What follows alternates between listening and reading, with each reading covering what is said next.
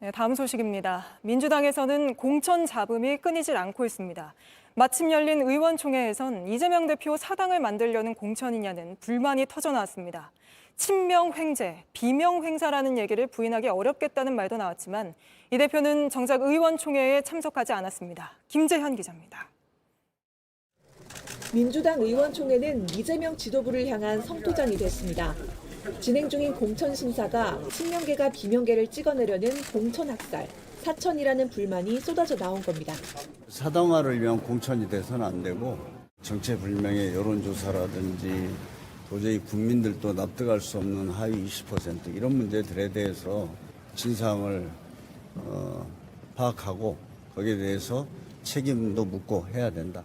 하지만 이 대표가 의원총회에 불참한 데다 수석 최고위원인 정청래 의원마저 일찍 자리를 뜨자 일부 의원들은 어디 가느냐며 정 의원을 붙잡기까지 한 걸로 전해집니다.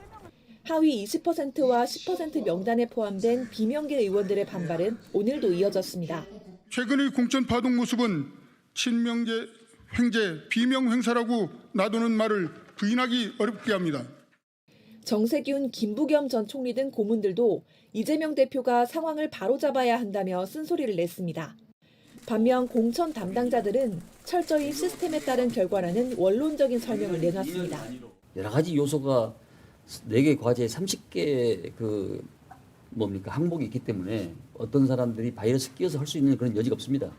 다만 민주당 경선을 관리하는 정필모 당 선거관리위원장이 오늘 밤 1차 경선 결과 발표를 앞두고 사의를 표명했는데 여론조사 논란과 연관이 있는 게 아니냐는 해석이 나옵니다. JTBC 김재현입니다. 윤석열 대통령이 그린벨트 규제를 대폭 풀겠다고 밝혔습니다. 보전 가치가 큰 1, 2등급까지도 필요하다면 풀 수 있게 하겠다고 했는데 총선을 앞두고 선심성 개발 정책 아니냐는 지적도 나옵니다. 배양진 기자입니다. 울산에서 민생 토론회를 연 윤석열 대통령은 비수도권의 그린벨트 해제 기준을 전면 완화하겠다고 했습니다. 지역 균형 발전을 위해선 토지 이용 규제를 풀어 산업단지 등을 세울 수 있어야 한다고 강조했습니다. 좀 화끈하게 풀어달라고 하셨는데 걱정하지 마세요.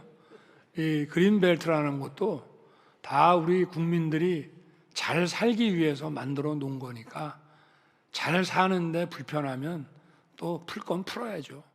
보전 가치가 커 그린벨트 해제가 원칙적으로 금지된 환경평가 1, 2등급지도 이번 해제 대상에 포함됐습니다.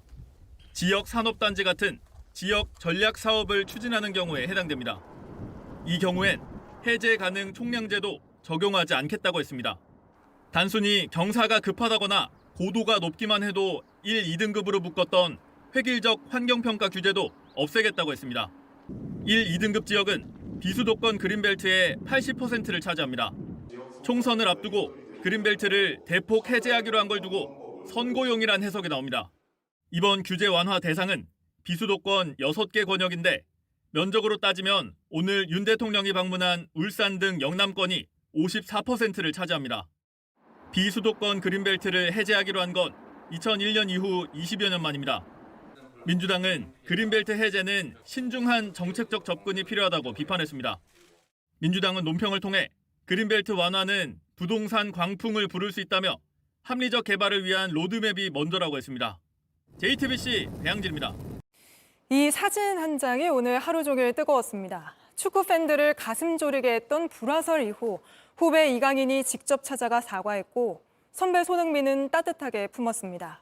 축구협회가 손을 놓은 사이 사태를 해결한 건 결국 선수들이었습니다. 정수아 기자입니다.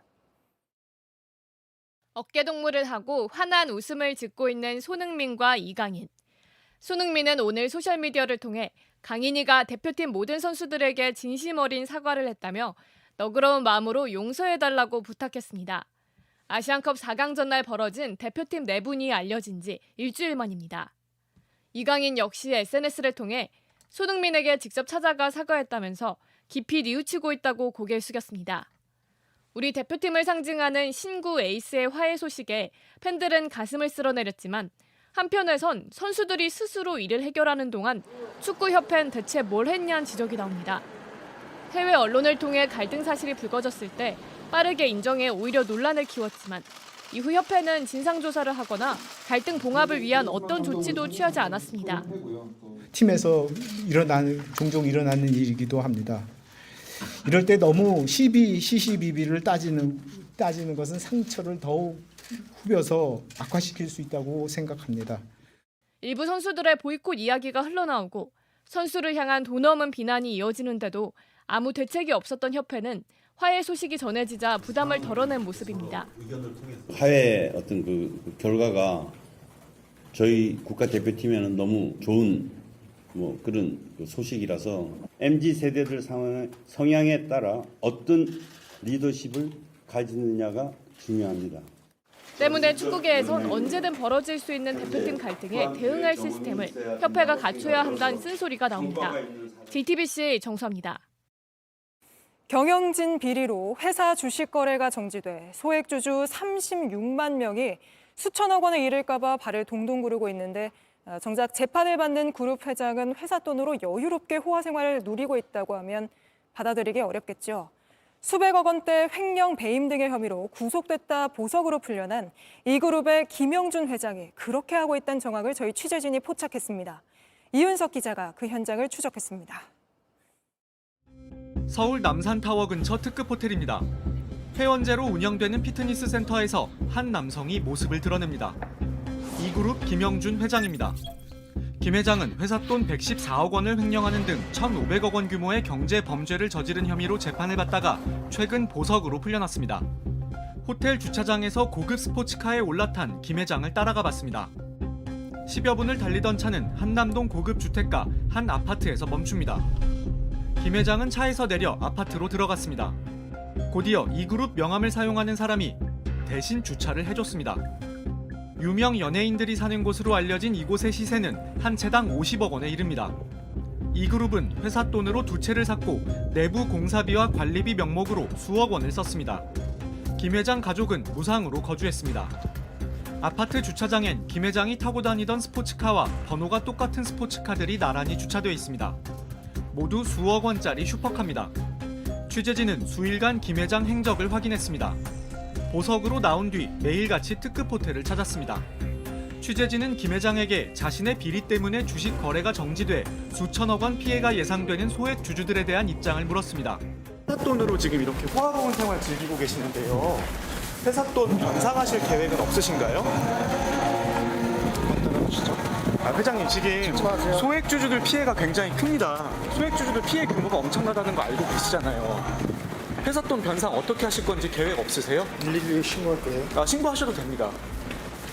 회장님 지금 말씀하실 책임이 있으시잖아요. 소액 주주들 지금 피눈물 흘리고 있습니다.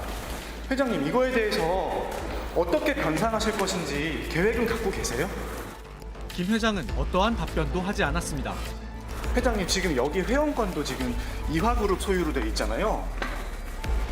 회장님 지금 살고 계시는 집도 호화 주택도 지금 회사 돈으로 다 하신 거고요. 심지어 결혼식 비용까지 회사 돈으로 하셨던데요. 회장님 이거 갚으셔야 되는 거 회장님 이거 갚으셔야 되는 거 아닙니까? 계속 질문하자 변호사를 통해 답변을 주겠다고 했습니다. 그만하자고요. 회사 돈 어떻게 다시 변상하실 겁니까? 그만하자고요.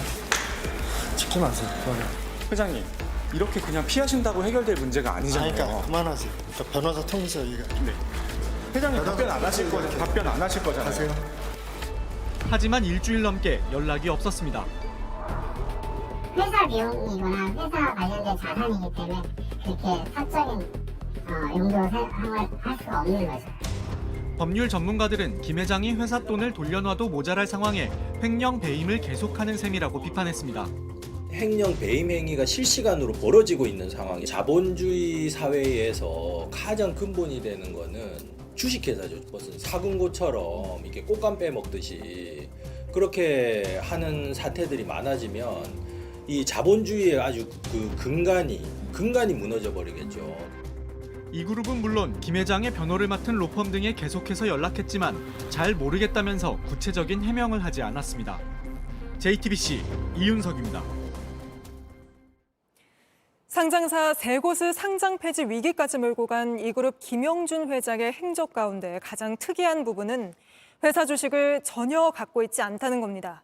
그런데도 그룹 경영을 좌지우지하며 회사 돈을 마음대로 쓴 정황이 포착됐는데 계속해서 이윤석 기자가 보도합니다. 이그룹 김영준 회장이 주식 한 주 없이 상장사 3곳을 장악한 수법은 순환 출자입니다. 먼저 해외 페이퍼 컴퍼니 등을 동원해 A 회사 주식을 삽니다. 이후 A가 B 회사를, B가 C 회사를 산 다음 다시 C가 A를 사 순환 출자 구조를 만듭니다. 그리고 이사진과 감사들을 모두 자기 사람으로 바꿔 회사를 장악하는 겁니다. 김 회장은 회사 밖에 경영전략실이란 별도 조직을 만들어 경영에 개입했습니다. JTBC 취재진이 입수한 한국거래소 내부 문건입니다. 김 회장이 소유 지분 없이 기형적으로 이사회를 운영하고 있고 경영전략실 조직을 동원해 실사주 개인을 위해 의사결정을 한다고 적혀 있습니다. 자금, 회계, 공시, 인사, 급여 이런 업무를 전체적인 컨트롤 타워 역할을 하고요. 김영준 회장과 오래 근무했던 분들이 주로 거의 근무하고 있고 그 밑에 직원들, 충성심이 강한 직원들 위주로 거기에 근무를 하고. 이 같은 혐의로 재판을 받는 지금도 회사 일에 관여한다는 의혹이 나옵니다. 주식 관련해서 간접적으로 어떤 메시지들이 있었습니다. 김 회장이 메시지라고 직접적으로 얘기를 했습니다. 법률 전문가들은 심각한 문제가 될 수 있다고 지적합니다. 꼭 직접 만나지 않더라도 외적인 방법으로 접촉하는 것조차 보석 조건 위반이 될 수 있다고. 이미 김 회장은 경제 범죄로 여러 차례 처벌받은 바 있습니다. 심지어 2018년엔 이그룹 관련 횡령 배임으로 징역 2년 6개월을 선고받았습니다. 처벌 수위가 그렇게 높지 않기 때문에 이런 일이 반복된다는. 검찰 관계자는 김 회장을 계속 예의주시하고 있다고 말했습니다. JTBC 이윤석입니다. 안녕하세요. 뉴스룸 앵커 최재원입니다. JTBC 뉴스룸을 시청해주신 여러분 고맙습니다. 더 많은 소식은 JTBC 뉴스 채널에서 만나보시기 바랍니다.